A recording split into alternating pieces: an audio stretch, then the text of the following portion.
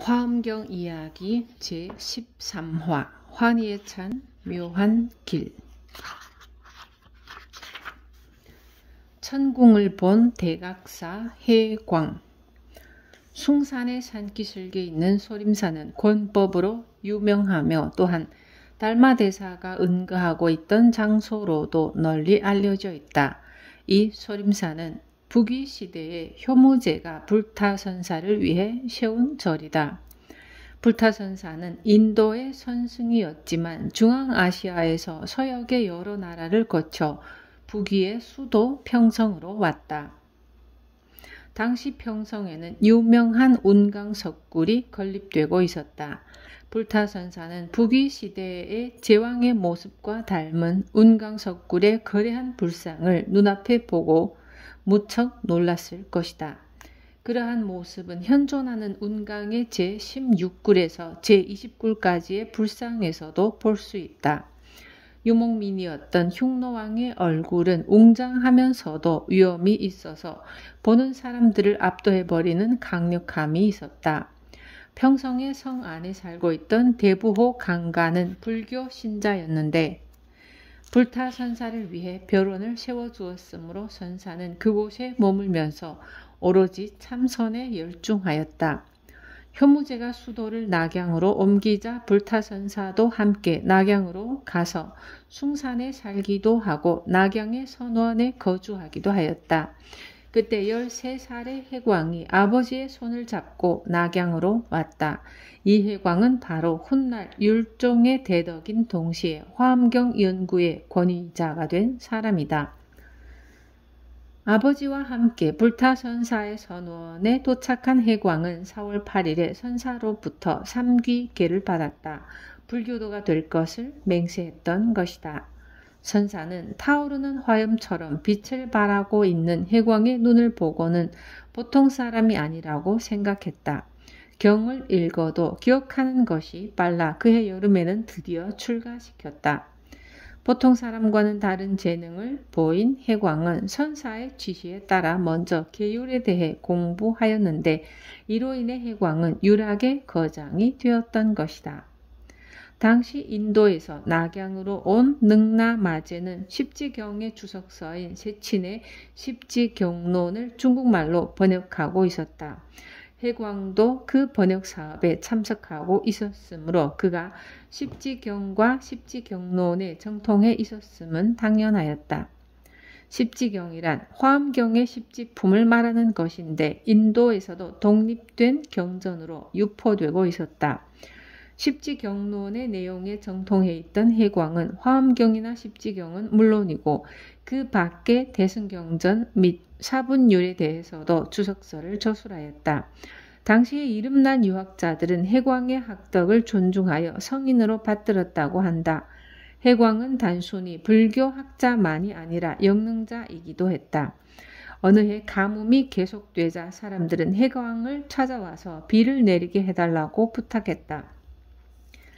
해광은 낙양의 서남쪽에 있는 숭산의 연못으로 가 산신에게 향을 사르며 비를 내려달라고 기원했다. 그러자 낙양의 들판에는 거센 비가 내렸다고 한다.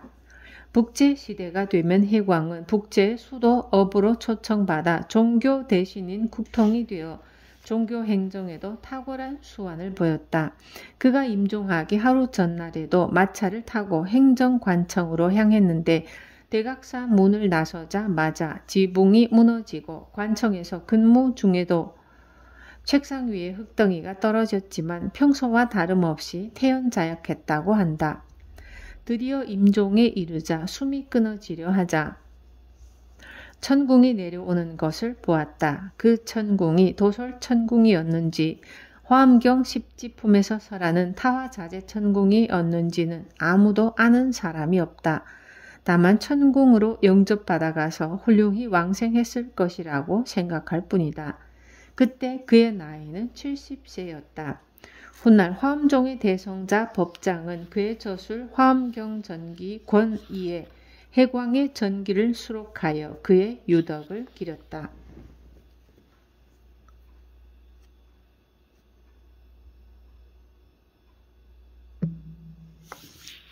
대자비의 마음을 가지다. 제1 환희지. 화엄경 가운데서 가장 중요한 위치를 차지하고 있는 것은 보살 수행의 경지를 단계적으로 설명한 십지품이다. 십지품에서 보왕열의 성기품까지 11품은 제6회 타화자재천궁에서의 설법이다. 타화자재천궁은 욕계의 제6천에 해당하는 하늘로서 욕계에서는 가장 높은 위치에 있다. 부처님은 이 타화자재천궁의 많이 보존에서 설법을 한 것이다. 해광이 임종 직전에 본 것도 어쩌면 이 타화자재천궁의 장엄한 풍경이었는지도 모른다. 부처님의 신통력을 받은 금강장 보살은 먼저 십지에 관해 설명하였다. 십지란 환희지, 이구지, 명지, 염해지, 난승지, 현전지, 원행지, 부동지, 선해지, 법운지를 말한다. 금강장 보살에 이어 모든 보살을 대표해서 해탈월 보살은 십지의 중요성에 대해 십지는 모든 부처님의 법의 근본으로서 보살이 이 십지를 갖추어 행하면 능히 일체의 지혜를 얻는다고 말하면서 그 내용에 대해 명확히 설명해 줄 것을 청했다. 그러자 금강장 보살은 해탈월 보살의 요청에 답하여 십지에 대해 상세히 설명하였다. 제1 환희지는 크고 큰 환희심을 내는 경지이다. 그것은 부처님과 보살들의 마음을 염함으로써 생기는 종교적인 환희심이다. 크고 큰 환희심이 생기는 것은 대자비를 우두머리로 삼기 때문이다. 비심은 지혜의 우두머리라고 하는 것처럼 대비심이 없으면 중생을 구제할 수 없는 것이다. 다시 말하면 지혜만으로는 안 된다는 것이다. 해광은 출가했을 당시 사람들로부터 성삼이라고 불렸다. 이유는 사람들로부터 보시를 받으면 반드시 다른 사람에게 보시했기 때문이었다. 그는 때로는 스스로 배우고 익힌 경전의 내용을 다른 사람들에게 가르쳐 주었다. 말하자면 제시와 법시를 다 실행했던 것이다. 십지경을 배우고 있던 해광은 오로지 환희심에 들어간 보살의 실천을 스스로 실행하려고 했던 것이다. 언제나 자비심을 내고 항상 믿고 공경하는 마음을 가지네. 부끄러워할 줄 아는 공덕을 갖추고 밤낮으로 좋은 법을 더욱 늘리며 공덕에 참된 이익을 소원하고 다른 모든 욕심은 원하지 않네. 위의 문장과 같이 항상 자비심을 가지고 불보살을 믿고 공경하며 스스로 부끄러운 줄을 알고 밤낮으로 좋은 공덕 쌓기를 소원하며 자신의 쾌락을 만족시키는 것을 일체 구하지 않는 것이 환희지에 들어간 보살의 실천인 것이다. 요즘 같은 세상에서는 이 가르침과 전혀 반대의 일이 행해지고 있다. 타인에 대한 자비심이 없이 자기 자신의 욕망의 충족과 쾌락만을 추구한다면 반드시 지옥에 떨어지고 말 것이다.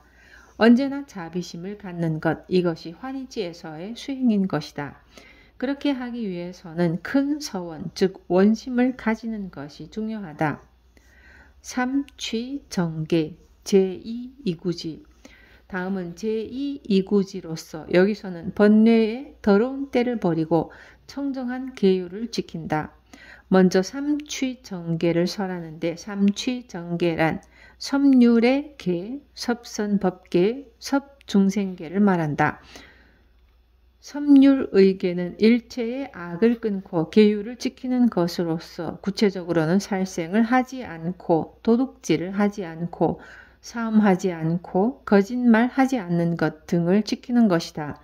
섭선법계는 적극적으로 선을 행하는 것이며 섭중생계는 일체 중생을 보살펴 널리 이익을 주는 이타행을 말한다. 또한 경전에서는 사음을 하지 않는 것에 대해 그는 또 사음을 하지 않습니다. 그래서 자기 아내에게 만족하고 남의 여자에 대해서는 한 생각도 내지 않습니다. 라고 설하고 있다. 제가의 입장에서 불사음계를 설하고 있는 것이다. 섭선법계에서 중요한 것은 사람들에게 선법을 설할 뿐만 아니라 스스로도 선법을 실행하는 것이다. 만일 어떤 사람이 자신은 선을 행하지 않고 남을 위해 법을 설하고 선에 머물게 하려고 한다면 이러한 일은 있을 수 없다. 자신은 선을 행하지 않고 남에게 가르침을 설하면서 선을 실행하라고 한다면 이것은 전혀 이치에 맞지 않는 것이다. 문제는 자기 자신이 먼저 선을 실행한 후에 다른 사람을 가르치는 것이다. 더구나 그 선의 내용은 상대방에게 보시하고 부드럽고 온화한 말을 하며 상대방을 이익되게 하고 상대방과 같은 행동을 하는 사서법이다.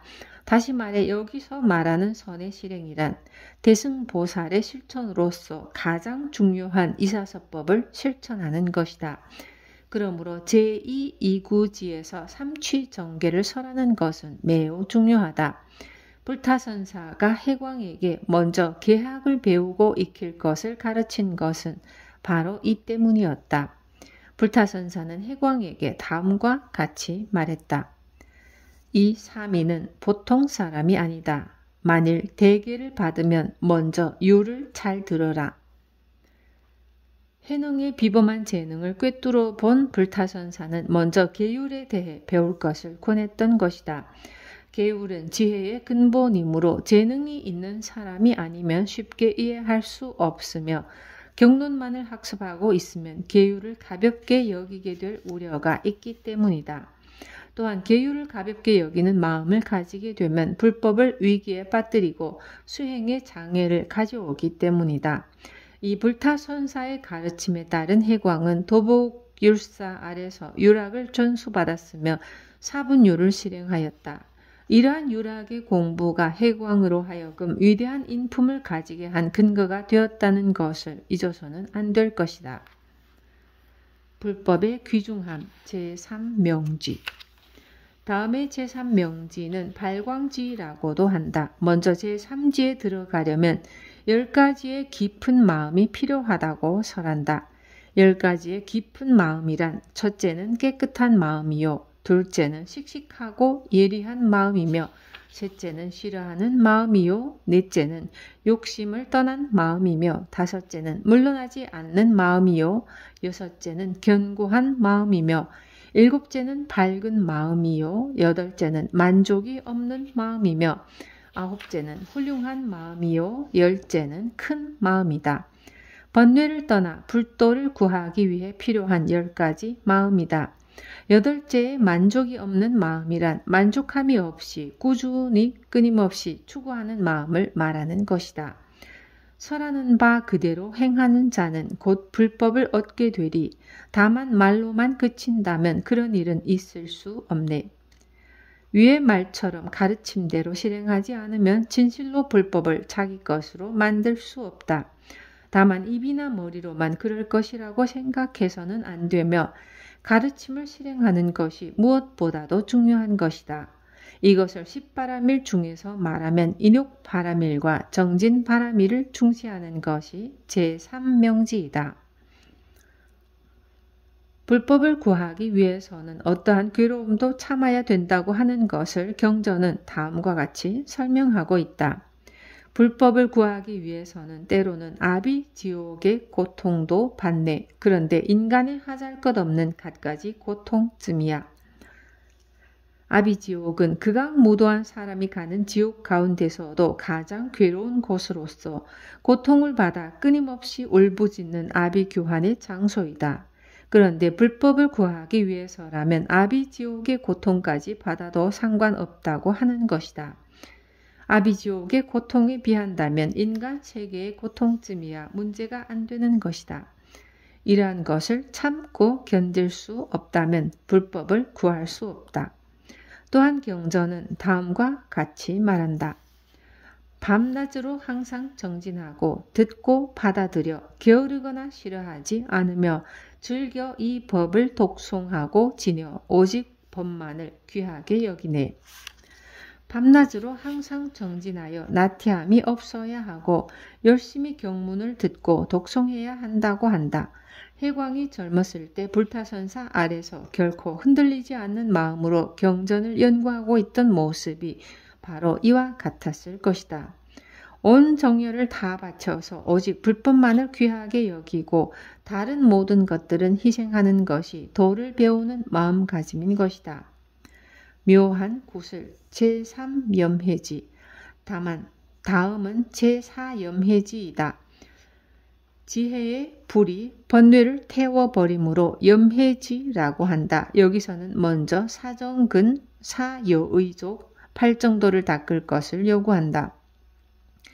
사정근이란 깨달음을 얻기 위한 수행 방법의 하나로서 아직 생기지 않은 악이나 선하지 못한 일을 생기지 않게 발심하여 정진하는 것. 둘째는 이미 생긴 악이나 선하지 못한 일을 끊으려고 노력하는 것. 세 번째는 아직 생기지 않은 일을 생기게 노력하는 것. 네 번째는 이미 생긴 선한 일을 잃지 않고 점점 더 증장시키려고 노력하는 것을 말한다. 이것은 말로는 간단하지만 실제로 행하기 위해서는 대단한 노력이 필요하다. 네 가지 가운데 한 가지만이라도 실행하기란 쉬운 일이 아니다. 사여의족이란 사신족이라고도 하며 선정으로 신통력을 발휘할 수 있는 것을 말한다. 족이란 원인을 말하는 것으로서 마음대로 갖가지 신통력을 발휘하는 원인이 된다. 여기서는 욕정이라는 것을 설명한다. 욕정에 의해 끊는 행을 성취한다 라고 하는 바와 같이 먼저 선하지 못한 일을 퇴치할 것을 강하게 원하는 것이 욕이며, 정이란 마음을 하나의 대상에 집중시키는 것이다. 이 정의 힘에 의해 번뇌를 끊는 것을 끊는 행을 성취한다 라고 하는 것이다. 번뇌의 퇴치를 강렬히 원하고 그렇게 하기 위해서 선정을 닦아 몸과 마음을 통일하는 것이 욕정이다. 선정을 닦으면 신통력을 발휘할 수 있다. 비를 내리게 한 해광의 신통력도 선정에 의해 단련된 힘인 것이다.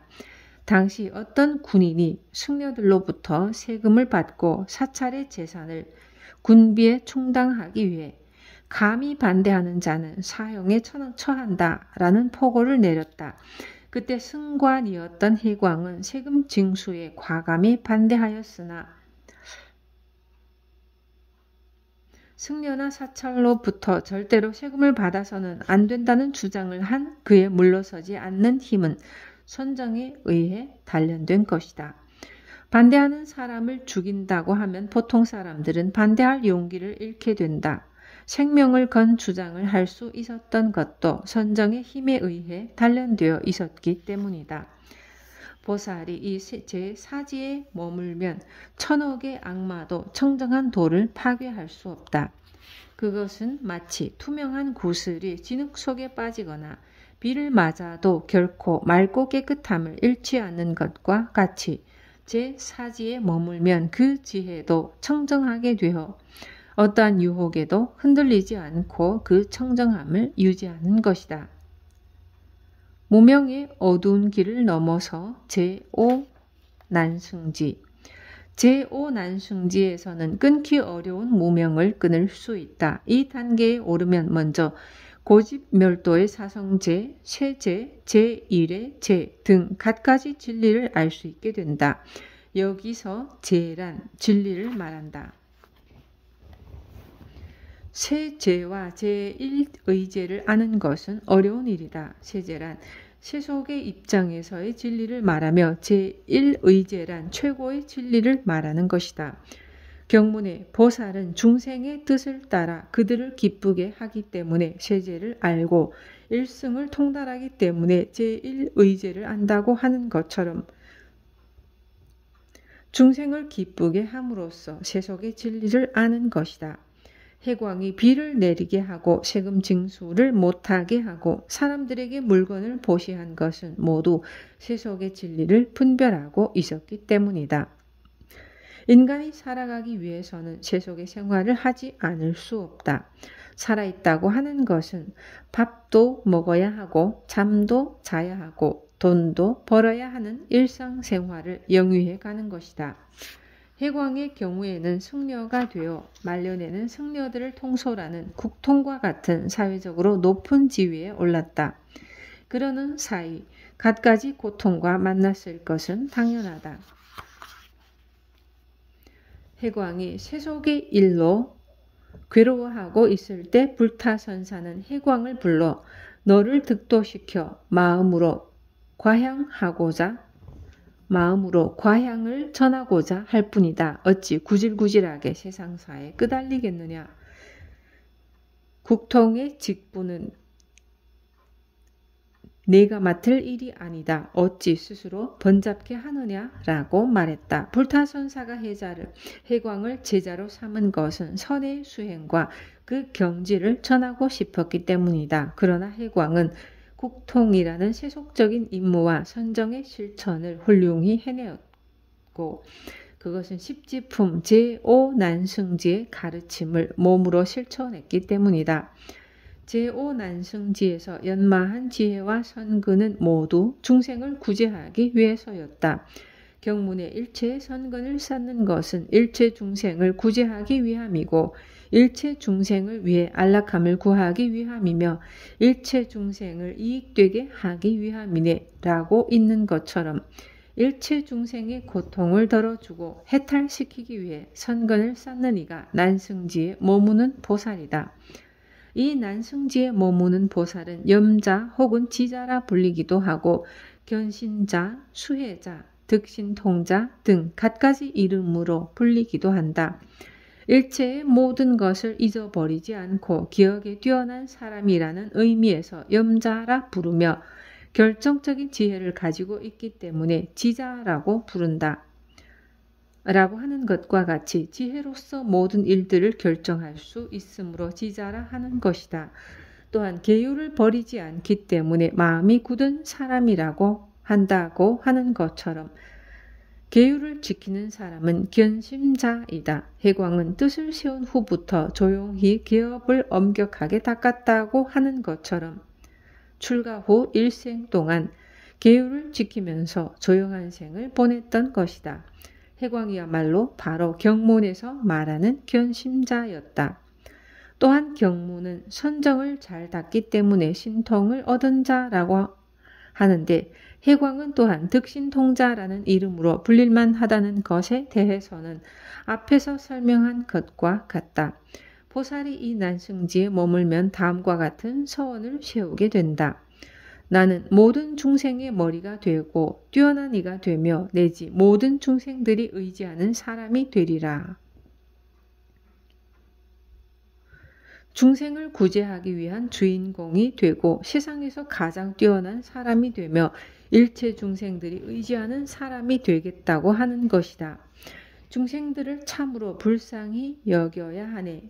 무명의 어둠에 떨어져 있고 애욕의 인연에 얽매여 있네 라고 하기 때문에 보살은 중생을 구제하고 어둠을 비치는 등불이 되지 않으면 안 된다. 중생의 무명이 어두운 길을 헤매고 애욕의 인연에 얽매여 있다고 하는 것은 부처님이나 보살의 입장에서 말할 수 있는 것이다. 우리 범부들은 무명의 어두운 길을 헤매고 있으면서도 그 사실을 모르고 있다. 부처나 보살의 입장에서 보면 얼마나 위험한 일일까? 다시 경문은 세간을 이익되게 하기 위해 경전 등을 처술하며 라고 설한다. 해광의 일생은 끌어오르는 이타행의 실천으로 불타 많은 경전을 저술하였다. 속고승전은 해광의 저술에 관해 승만경, 유교경, 온실경, 인왕, 반야경 등의 주석을 지었으며 또한 사분율소 120지를 저술하였다고 기술하고 있다. 이 외에도 대승의 율장, 승제 18조 등 많은 저서를 찬술하였다. 저술활동을 하는 것도 중생을 이익되게 하기 위한 것이었지. 자신의 명성을 드높이기 위한 것이 아니었다. 화엄경에 갖가지 선업을 쌓는 것은 일체 중생을 이익되게 하기 위함이다 라고 설해져 있는 것처럼 해광은 이타행을 실천했던 것이다. 위에서 십지품의 제1환희지에서 제5난승지까지 보살의 수행 방법과 그 결과에 대해 설명하였다. 경문은 각각 지에 대해 상세히 설명하고 있지만 여기서는 지면 관계상 개설적으로 설명하는 것에 그쳤다. 지혜가 있고 능력이 뛰어난 사람이 아니면 이해하기 어려운 가르침이지만 가르침 가운데 어느 하나만이라도 실행함으로써 보살도에 접근하는 것이 중요하다.